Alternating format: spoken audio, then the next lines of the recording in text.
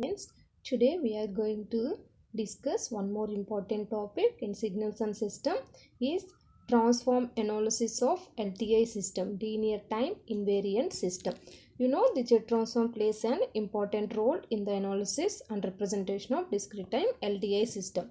Now we'll see how the transfer function and impulse response of a LTI system. So consider a discrete time LTI system having the impulse response h of n as shown in figure. So in this figure, impulse response is h of n and input is x of n and output is y of n. This is the discrete time LTI system. Let us consider output y of n for the given input x of n. Then y of n is equal to h of n convolution of x of n. Now apply the z transform. So y of n z transform is y of z is equal to h of z into x of z. So if you cross multiply, we'll get h of z. Impulse response h of z is equal to y of z divided by x of z, where h of z is the z transform of the impulse response h of n. H of z is referred to as the system function or transfer function of the system, and this equation is valid for all the values of z. For x of z is non-zero. Okay. Now I will explain with example. Consider a causal system has input x of n and output y of n. Find the impulse response of the system. Okay, if x of n is equal to delta n plus 1 by 4 into delta n minus 1 minus 1 by 8 into n minus 2. Same thing, output y of n is equal to delta n minus 3 by 4 into delta n minus 1. We need to find impulse response of the system h of n. Correct. Now I am going to find the z transform of x of n and z transform of y of n. So z transform of x of n, z transform x of n is nothing but x of z is equal to delta n z transform is 1 plus 1 by 4 into delta n minus 1 is nothing but z transform is z minus 1 minus 1 by 8 into delta n minus 2 is z minus 2. Now y of z is nothing but 1 minus, same thing if you apply the z transform for the output, y of n z transform is y of z is equal to 1 minus 3 by 4 z power minus 1. For transfer function already just now we discussed transfer function h of z is equal to output divided by input, output y of z divided by x of z input is equal to 1 minus 3 by 4 z power minus z 1 minus 3 by 4 z power minus 1 whole divided by input is 1 plus 1 by 4 z power minus 1 minus 1 by 8 into z power minus 2. In this equation now we are going to find the impulse response. Impulse response is nothing but a h of n. We have h of z. So how will get h of n from h of z? We have to apply inverse z transform to get h of n. So this is our h of z. Now I am going to apply the inverse z transform. We have already in the last lecture we discussed three different types of inverse z transform. In that we are going to apply the partial fractions method to get h of n. So apply the partial fractions. So here in the denominator we have the two poles, correct? Two poles. So a divided by first one plus b divided by second one. We apply the partial fractions, we'll get the a and b constant value, that is minus 2 by 3 and second one is 5 by 3. Then once if you got the constant values, now we can apply directly the inverse z transform of this above equation. Now inverse z transform of h of z is h of n is equal to minus 2 by 3 into 1 by 1 minus 1 by 4 z power minus 1 z transform, already that is nothing but a power n. Here a is nothing but 1 by 4 power n into u of n. And they gave in the system, it is a causal system. Causal system is nothing but u of n plus pi by 3 into here 1 minus, actually it should be 1 minus 1 by 2 as per the formula, but it is 1 plus means I am writing 1 minus of minus 1 by 2, though that formula becomes, instead of here we have minus 1 by 2 whole power n is a causal system, so that's why u of n. This is the impulse response of the given system. Now shall we see one more problem.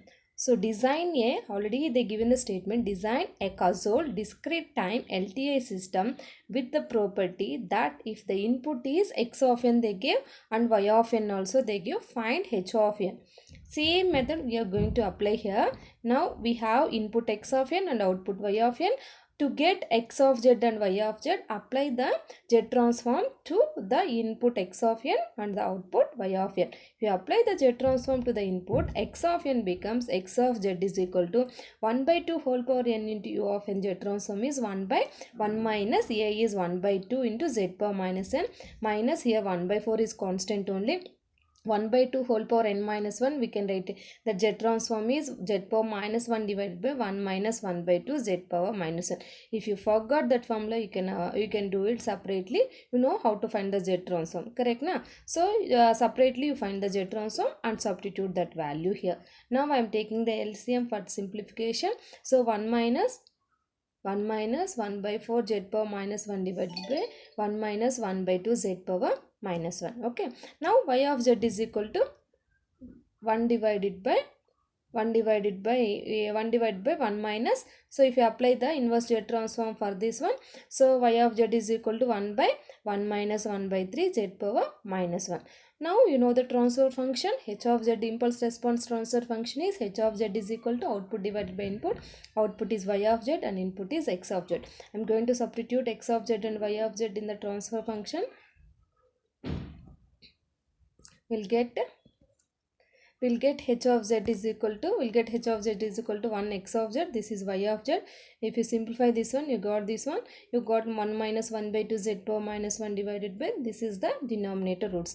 So now h of z we have. So how will get h of n? By applying inverse z transform to h of z.